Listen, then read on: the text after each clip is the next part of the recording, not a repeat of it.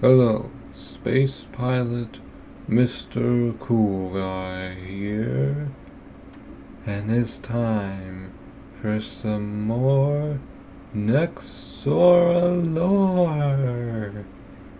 That's right, today we're gonna learn more about Nexora.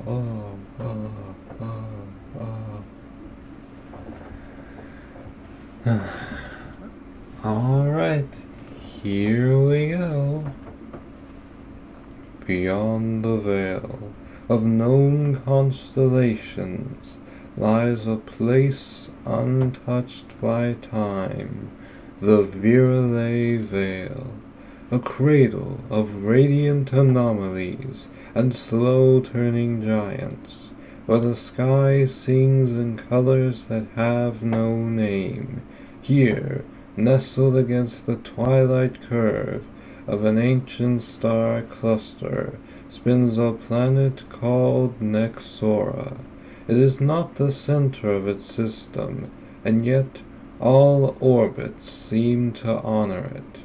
A world of deep-rooted histories and resplendent diversity, where life took form not once, but many times, each uniquely brilliant. From the cloud gliders of the Callum Basin to the tunnel chorus dwellers of the chime-riddled tundra, Nexora is a symphony of the strange and the sacred, and like all civilizations with soul and memory, the people of Nexora celebrate, not with a single voice, but with thousands, woven together across continents, cultures, and atmospheres. Their festivals are not just traditions, they are echoes of identity, stitched into the seasons of this alien world. And so we begin, not at the start of the calendar, but with the most unifying of all, the day when orbits align and kinships are reaffirmed. This is Orbit Union Day. Once every 7 cycles, the sky over Nexora holds its breath. The orbits of its 9 moons drift into a rare and sacred alignment, forming a pattern known as the spiral accord. To the astronomers of old, it was merely a cosmic rhythm, but to the sentient species of Nexora, it became something far greater, a moment to remember that even disparate bodies, moving in their own paths, can find harmony, if only briefly. This is Orbit Union Day. In the floating cities of the Grelzons, this day is marked with glimmer-thread banners that ripple through the mist, each inscribed with pledges of kinship, old rivalries forgiven, and new bonds forged. Towering aerial barges drift silently overhead, casting shifting constellations upon the city floor, recreating the spiral accord in light and shadow. Beneath them, elder Grelzons offer sky-glass carvings into the wind, believing each will drift toward a soul they have yet to meet. Far below in the hollowed cliffs of the Chazare, great acoustic chambers hum with resonance. Their people chant in low tones that build and fold upon themselves, forming waveforms that resonate through their ancient stonework, binding song to structure. For the Chazare, Orbit Union Day is a reminder that unity is not silence, but harmony of voice. And in the liquid cities of the Tularan, graceful, translucent beings who swim through light-infused oceans, Bioluminescent spirals form as they gather in great rings, pulsing in sync with the planetary alignment. Their songs are not heard, but seen, drifting upward in blooming cascades of color, like thought made visible. Across Nexora, no matter the climate or creed, the message is clear. Even distant orbits can converge, if only for a moment, and in that moment, celebration becomes communion, for all paths, no matter how far they drift, still belong to the same star. When the spiral accord fades and the moons drift apart once more, a quieter rhythm returns to Nexora, where once the skies sing of unity, now the soil calls for tending. The celebration that follows is one of patient reverence. It is called the sowing of the stars. In the twilight valleys of the Droxari, whose luminous wings catch the fading starlight, this day begins in stillness. Fields of black glass soil are tilled, not with tools, but with gesture and tone, resonant drones that coax open the ground, preparing it for what's to come. The Droxari believe each seed is a whisper of potential, a fragment of some future echo, and so each is planted with care and a vow, not of what will grow, but of what could. On the high mesas where the Travari dwell, stoic beings of basalt and ember, the tradition is more kinetic. Entire communities gather to carve seed funnels into the rock, guiding rain spore and thermal mist into subterranean gardens. They do not plant alone. Even the youngest Travari may shape stone on this day, their hands guided by the elders, who remember every root line and bloom from centuries past. Far to the north, the ice dwellers known as the Velmari descend into glacial caverns, their crystalline skin catching the fractured light. In silence they press starlight ferns into frozen soil, knowing they may not bloom for generations, but bloom they will, fed by memory, nourished by patience. The sowing of the stars is not loud, nor fast.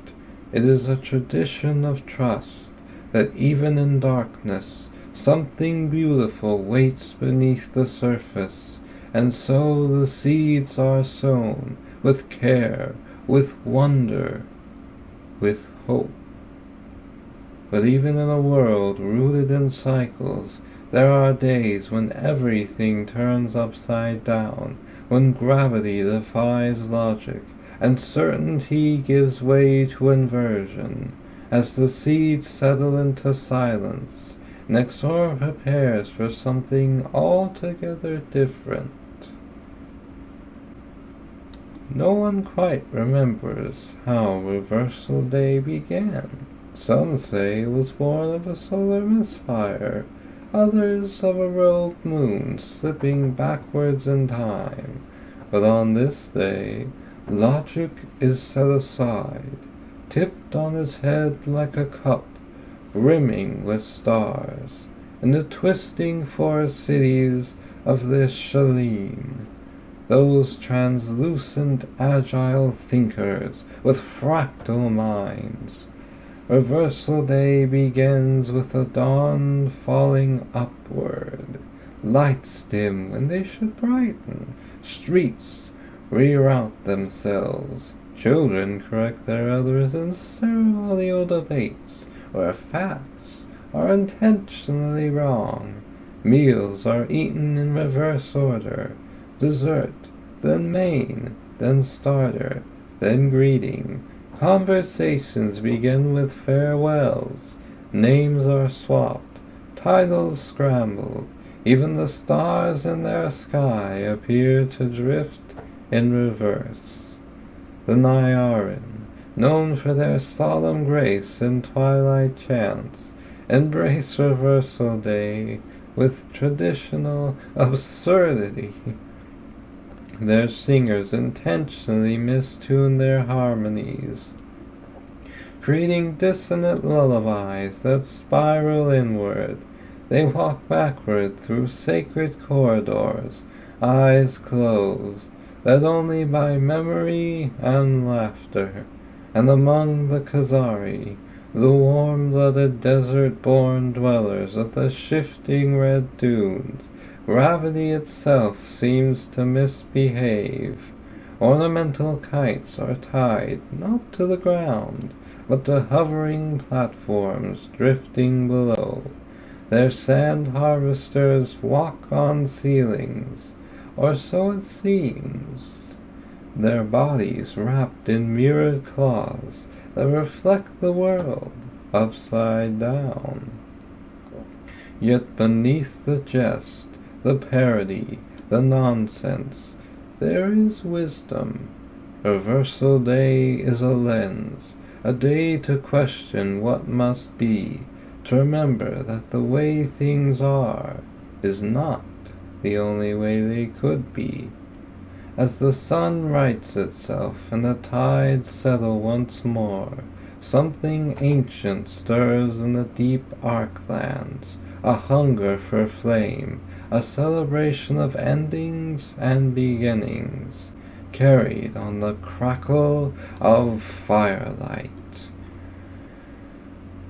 When the twin moons crest over the obsidian hills of southern Nexora, the night ignites with 1,000 flickers. This is Crackle Feast, the night when flame becomes memory, and memory becomes flame. Among the Varnok, a subterranean species who rarely greet the surface, Crackle Feast is their one night above. Cloaked in fire-resistant crystal weave, they emerge into the open air, bearing glowing carvings carved from ignistone, each one a tribute to a moment they wish to let go. At midnight, they release them into flame pools, watching the past melt into ash and molten red. The Orvalen, ever-buoyant creatures of the sea-kelp cities, gather along the basalt coasts. There they release glowing oil beads into the surf, each igniting with color as it touches the foam. Entire shorelines become radiant mosaics of farewell, lost loves, old regrets, former selves. The tide accepts them all. High in the wind-bent plateaus, the Zaranthai celebrate in a more thunderous fashion. Their fire drums, tall structures strung with heat-reactive membranes, are struck in patterns that summon bursts of flame into the air. Every beat is a story, every flare a reckoning. The Marnathai, those elusive crafters of sky metal and ember glass, light pyres not for the past, but for what could be. They forge miniature futures in wax and wire, burn them, and read the smoke as it curls into possibility. Crackle Feast is a paradox, a night of mourning that feels like joy, a time when fire devours not out of anger, but gratitude. All across Nexora the night breathes light, and the people exhale their burdens into flame. When the flames fade and the smoke lifts, silence comes, not empty, not cold, something deeper. In the shadow of flame, the world remembers how to be still. After the firelight of Crackle Feast, Nexora hushes. The stars seem closer, the wind slower. This is the quieting, a day of listening. Across the frost-veiled forests of the north, the Varelen walk barefoot through untouched snow, their mirrored cloaks absorbing every color of dawn. They speak no words, not even among kin. Instead, they leave tokens of remembrance, ribbons woven from memory thread, on the lowest branches of the windwood trees. By nightfall, the groves shimmer with silent testimony. In the low-pressure basins, where sound carries for miles, the Ilunari glide over the salt flats, trailing resonant chimes from their long flowing garments. Each chime is tuned to a different moment in their life. The wind creates a song only they can understand. For the Duvathi, a subterranean fungus symbiote people, the quieting is marked by bioluminescent fasting, their cities dim entirely, glowing only with natural pulses, one heartbeat at a time.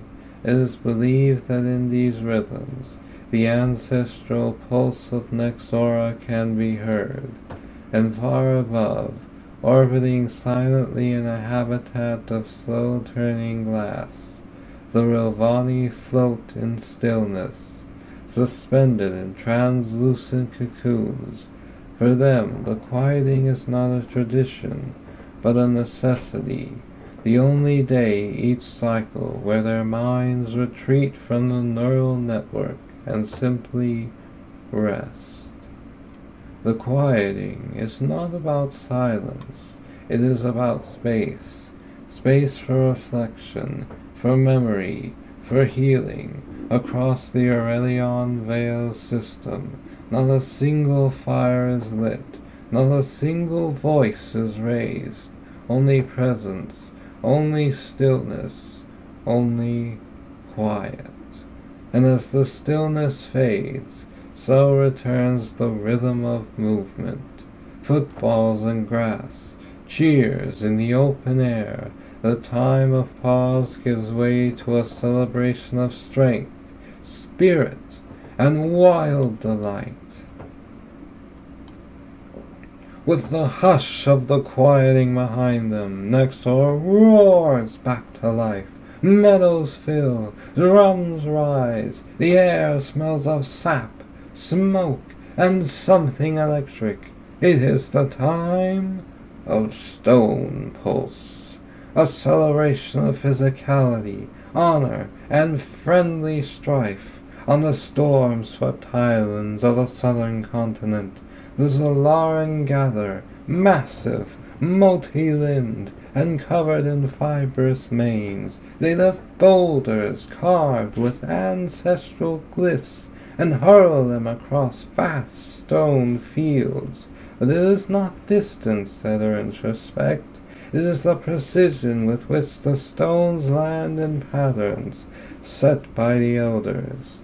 The Karshoon, long-limbed and reed-thin, compete in sky leaping, bounding across low-gravity canyons in elegant arcs. They twist and flip mid-air, arms trailing pigment streamers that sketch blooming shapes against the clouds.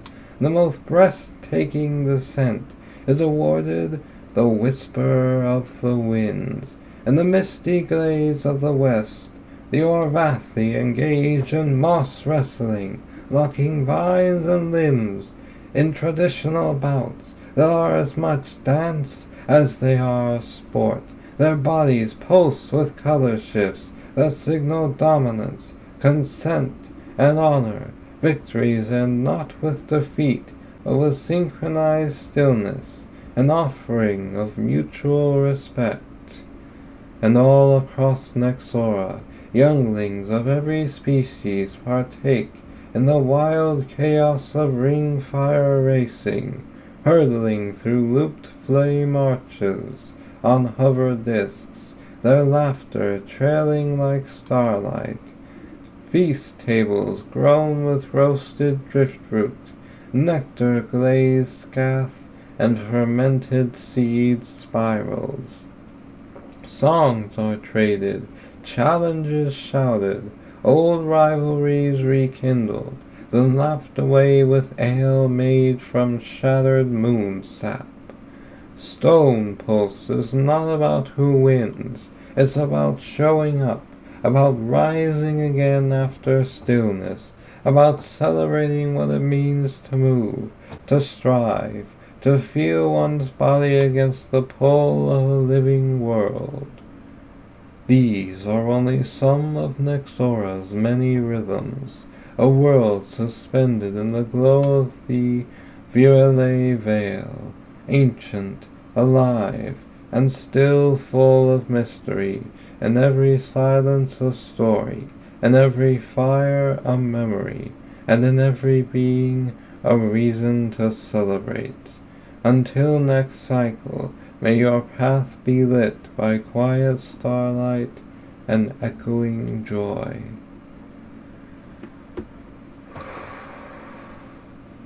Wow, that was incredible.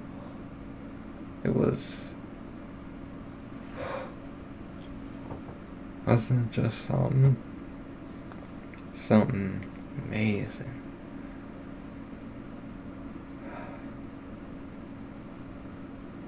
You know? Well, if you want to learn more about Nexora, then go ahead and give this a like. And subscribe so you can be notified as soon as another one of these drops. And hit that notification bell so you can be extra notified. And share this with others. I mean, you don't have to, but you could. So that way they can also dive in to the world that is Nexora, this amazing, fascinating world. And I'd love to hear your thoughts about their cultures, their traditions, down below. Let me know what you think. Well, anyways, I'm Space Pilot Mr. Cool Guy. And why don't you keep on coming back? You can learn some amazing things here. Whether it be 10 random facts you may or may not know, or more about Nexora. Trust me, it'll be worth it.